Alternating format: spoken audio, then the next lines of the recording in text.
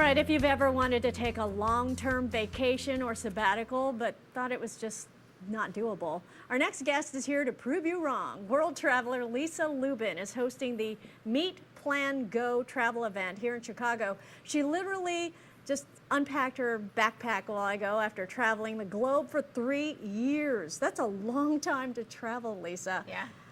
Why? Why not?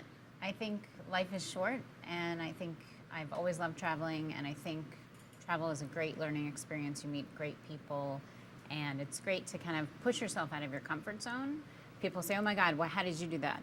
Wasn't that scary? Wasn't that hard? And there were times, but the payoff is amazing. Meeting people from all over the world, it's amazing. What was the impetus? I mean, what pushed you to do that? I've always wanted to travel. I always now I look back and I see that I'd been saving articles about living abroad or working abroad, and it was always just a dream, like for a lot of people. And then finally I just pushed myself to do it, to quit my job. I think there's no reason to stay in the same job your whole life. I think it's okay to take a career break, and your life doesn't implode. You can come back and still be okay. And you happen to have been in the news business, but people in any business to just up and go.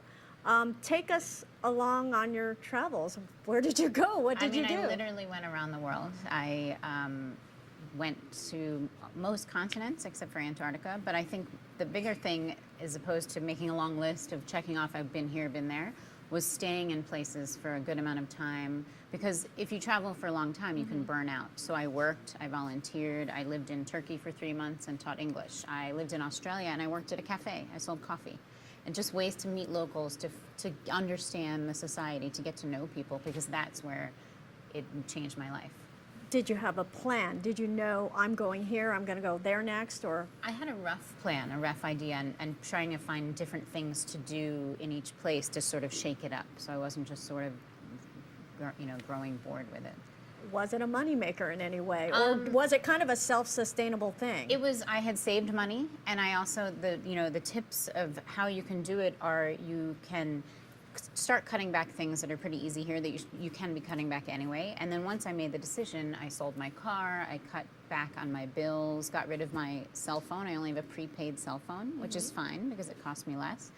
And then once you're there, there's ways to save money. And people think, oh, it's so expensive. I go for 2 weeks and I spend a few thousand. But if you're going for that long, you're saving money because you're buying point-to-point tickets, you're already somewhere, and then you're finding budget airlines in that place, like in Asia, Air Asia, or in Europe, Ryanair, all these things where I've found 1-cent flights because I'm not on a schedule, and there's all these ways. And then you can make money if you find jobs, and are sort of breaking even. You can teach English, that's always a big thing. Now, don't you think people have to be in a certain place in their lives in order to just up and travel? I don't think my husband and kids would appreciate it if I just up and left. I know many people that go with their husband and kids. There are many blogs out there of families going around the world, so it's definitely doable. The hardest thing, if someone kind of wants to do it, the hardest thing is sort of reaching that tipping point and making the decision to do it, and that's kind of what our event is all about. Encouraging people that are kind of like, oh, I've always dreamed of that. Oh, you're so lucky. Too bad I can't do it. And I'm like, yeah, you can. And I used to feel the same. It wasn't like I was always just like, yeah, I'm going to do this. It was not something I ever thought I would do either. And then you kind of show people how it's doable, how you can meet people, how it's not as expensive as you think. And if someone wants to do it, then they can kind of reach over that tipping point and do it. If you want to get to that tipping point, Lisa Lubin is going to have her Meet, Plan, Go Chicago event. It is Tuesday, October 18th at 5:45 at Kendall College. The tickets are $15, but I guess you can consider it an investment. Go to llworldtour.com for more information, or meetplango.com.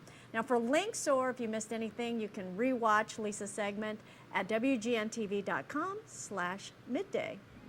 Send us a postcard if you head off into the world. Next in the